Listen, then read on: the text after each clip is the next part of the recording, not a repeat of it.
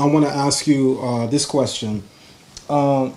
In dealing with language again, there's a scenery in Kemet which shows circumcision. Very powerful scenery. Right. With that being said, this scenery dates all the way back to the Old Kingdom period, right? Which is, one of before there were any first Hebrews, golden age. Before there were any Hebrews on the planet, absolutely. So you can't associate because I know some people say that Hebrews started circumcision.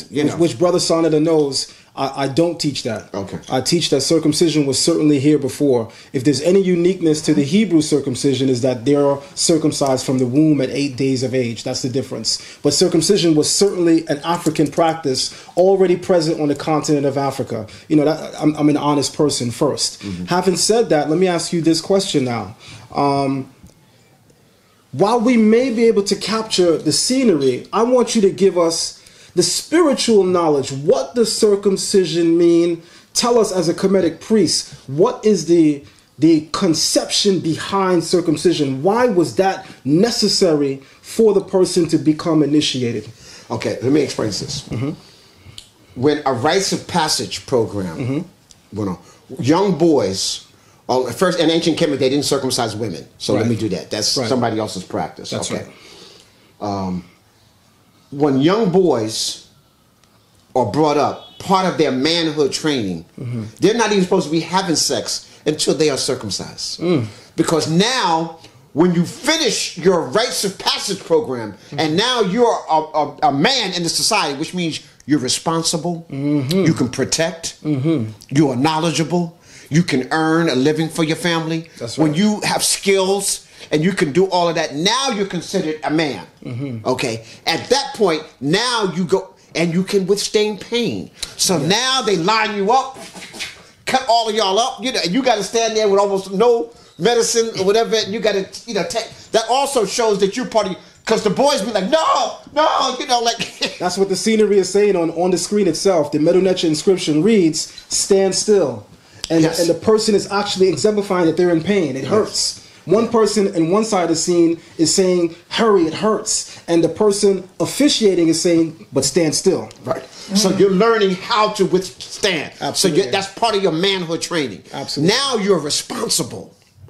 So now you can use that, fellas, you can use that penis to do what you need to do, in the community to impregnate a woman or whatever. Because now there's a responsibility behind that. So it was part of a manhood training, different than like the 8th day. Yes.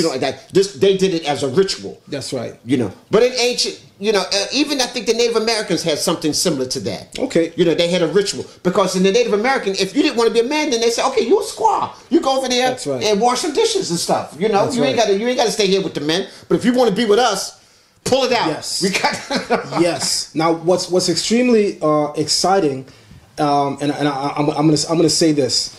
So even in the Bible's view, right, circumcision is necessary first and foremost because it allows you to be a spokesman or a mouthpiece of the divinity or of divineness, of which, I teach that the divinity that we're searching for, we're a part of, we're an aspect for. So we don't speak about the spook idea of God or of a creator or a divine force being outside of us, because that's not African. That's not an African-centered thought. The God that we're looking for is within us. We are that God. As it says in Psalm 82, I said, ye are gods. So I definitely acknowledge that. And all those things that I can do, you can do even more. That even more. Absolutely. Having said that now, circumcision, what occurs in circumcision is that one of the most sensitive areas around that male organ is now being stripped away. What that does is it lessens the actual experience. No different than in certain cultures, them now beginning to circumcise the females so that it can also lessen the lust or desire aspect of it. Now, the reason why in Hebraic thought, why circumcision is so powerful is because if you are sexually immodest without discipline, you can't be a spokesman of the divinity. That is one of the #1 things. That is the reason why in our community, the pastor might be one person in the church, but the entire first 5 rows look like him. Why is that the case? Because he's unchaste, lustfully speaking. He's lusting after the women in the pews, and what he's doing is he's fathering children among his many followers. In other words, he's not really fit to be a spokesman of divinity itself, because he has not mastered the one thing that is significant to being as a spokesman. You have to be sexually disciplined. And I'm pretty sure, you know, as a Kemetic priest and teacher, you understand this perfectly, because this is also etched inside the 42 negative confessions, that we are sexually modest